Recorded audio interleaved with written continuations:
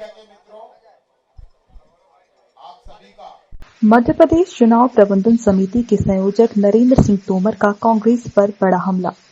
नरेंद्र सिंह तोमर ने कांग्रेस पर लगाया डर्टी पॉलिटिक्स करने का आरोप। कांग्रेस पर न विषय है न मुद्दा। वो कभी भी असत्य आरोप लगाकर जनता को गुमराह करने का काम कर रहे हैं। किसी उपलब्धि पर जिक्र करे कांग्रेस। 2003 से पहले मध्य प्रदेश में आपकी सरकार थी। उस सरकार की क्या उपलब्धि थी? मनमोहन सिंह के कार्यकाल की उपलब्धि के नाम कांग्रेस डर्टी पॉलिटिक्स पर उतर आई है।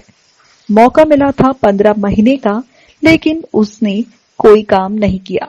हम कांग्रेस के डर्टी पॉलिटिक्स के मुद्दे पर नहीं जाएंगे, हम विकास के मुद्दे पर रहेंगे। ग्वालियर में प्रदेश कार्य समिति की बैठक आयोजित करने के सवाल पर केंद्रीय कृषि मंत्री नरेंद्र सिंह तोमर ने कहा, मध्य प्रदेश में ग्वालियर है। ग्वालियर ऐतिहासिक नगरी है। ग्वालियर गालव ऋषि की नगरी है। कुशाभाऊ ठाकरे की अध्ययन नगरी है। ग्वालियर भारत रत्न अटल बिहारी वाजपेयी की जन्मस्थली है। ग्वालियर में पंडित दीनदयाल उपाध्याय ने एकात्म मानववाद का संदेश दिया। ग्वालियर ने देश को पहला मेयर जनसंघ का दिया। ग्वालियर में जनसंघ का कार्यकाल बना। ग्वालियर में हमारा नरा गड़ा हुआ है। परिवारवाद को लेकर उठ रहे सवालों पर नरेंद्र सिंह तोमर ने स्पष्ट किया। उन्होंने कहा, अगर किसी परिवार का सदस्य किसी पद पर नहीं तो उस परिवार का बेटा बेटी जो सक्रिय होकर पार्टी के लिए काम कर रहा है उसे टिकट दिया जा सकता है। उदाहरण के लिए सबलगढ़ में मेहरबान सिंह जी की मृत्यु हो गई तो उनकी बहू सरला रावत को टिकट दिया। वह एक अच्छी कार्यकर्ता है, वहां उनकी मांग थी। इसे परिवारवाद से पृथक रखना चाहिए। केंद्रीय कृषि मंत्री नरेंद्र सिंह तोमर ने परिवारवाद का शाब्दिक अर्थ समझाया। उन्होंने कहा, परिवारवाद का मतलब है पार्टी का राष्ट्रीय अध्यक्ष पिता, राष्ट्रीय महामंत्री पत्नी, राष्ट्रीय उपाध्यक्ष बेटा, राष्ट्रीय मंत्री बेटी, कोषाध्यक्ष साला। ये परिवारवाद है।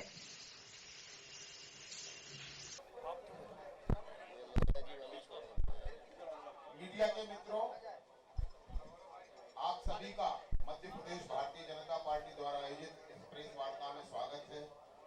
हमारे साथ आज जो आपसे संवाद करेंगे भारत सरकार के कृषि मंत्री और मध्य अंतर्गत कल 20 तारीख को प्रदेश कार्य समिति की बैठक संपन्न हो रही है। इस बैठक में 1500 से अधिक कार्यकर्ता पूरे प्रदेश भर के विभिन्न श्रेणियों के सम्मिलित होने वाले हैं और इस कार्य समिति का शुभारंभ भारतीय जनता पार्टी के राष्ट्रीय सह संगठन महामंत्री आदरणीय श्री प्रकाश जी के कर कमलों से संपन्न होगा। शाम को 4 बजे देश के गृह मंत्री और पार्टी की दृष्टि से मध्य प्रदेश चुनाव के हिसाब से उनके काम के अंतर्गत है, ऐसे हमारे नेता और भारत सरकार के गृह मंत्री अमित शाह जी बैठक का समारोह करेंगे। जहां तक सामने वाली प्रतिस्पर्धी कांग्रेस पार्टी का सवाल है, उनके पास न विषय है न मुद्दा है। वो कुछ भी असत्य आरोप लगाकर जनता को गुमराह करने का एक असफल प्रयत्न कर रहे हैं। मैं आपके माध्यम से कांग्रेस के मित्रों को कहना चाहता हूं कि अगर आप किसी उपलब्धि पर जिक्र करना चाहते हैं तो जरूर आपको करना चाहिए।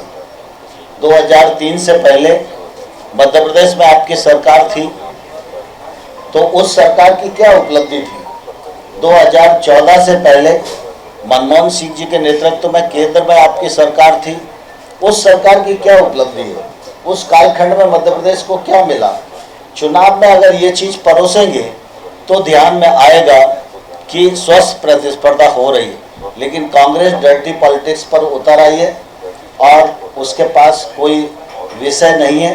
विषयहीनता और नेतृत्वहीनता के दौर से कांग्रेस गुजर रही है, लेकिन जनता इससे गुमराह होने वाली नहीं है, क्योंकि पिछले बार का जो निर्वाचन था उसमें कुछ समय कांग्रेस को काम करने का अवसर मिला। उस समय भी कांग्रेस ने कोई ऐसा काम नहीं किया जिसके कारण जनता उस पर भरोसा कर सके। हम कांग्रेस के डर्टी पॉलिटिक्स के रास्ते पर नहीं जाएंगे, विकास और जन कल्याण के मुद्दे पर स्थिर रहेंगे और यही हमारी ताकत है, यही हमारा कर्म है, यही हमारा धर्म है और यही हमारा परफॉर्मेंस है।